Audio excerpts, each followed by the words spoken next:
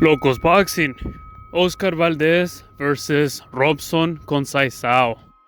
So getting past all the drama with the positive VADA test, whether you believe him or not, whether you support him or not, whether you like him or not, we're going to talk about the fight. The fight was very entertaining. It was action-packed as expected. To be honest, I did think it was going to end up in a knockout. Before the fight, I thought that, and during the fight, I thought that. At first, things didn't look too well for Oscar Valdez during the first rounds.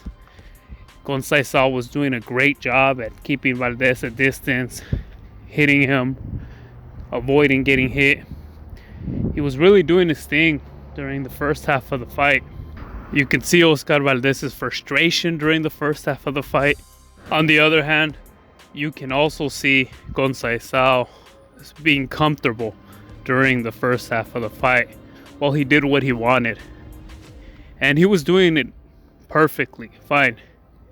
The problem was that, I don't remember if it was the fourth or fifth round, where he kind of felt like he had already won the fight because he did so well in the first half of the fight. And then he just kind of stopped trying. He just started running around the ring. You know, he did throw a few hits, but he just got so comfortable that he did so well during the first rounds that it almost seemed as if he wasn't worried the rest of the fight. Big mistake. Big mistake. And that's what cost him the fight. During the second half of the fight, Oscar Valdez got to engage with them, throw some punches, was able to connect them.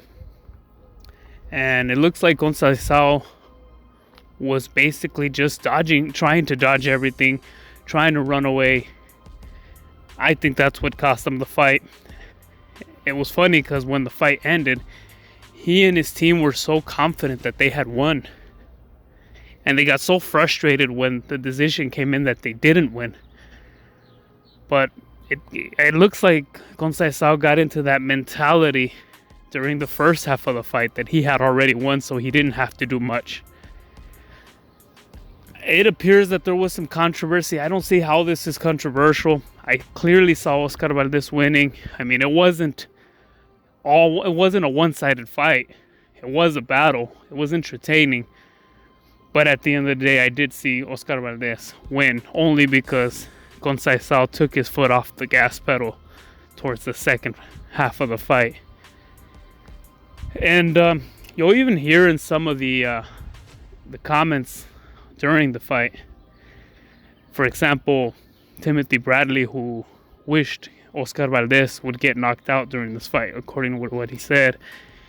He didn't want Valdez to win.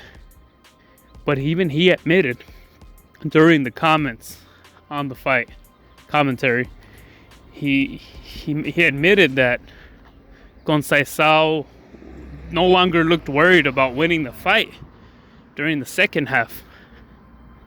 He did admit that Valdez took the fight, that he won.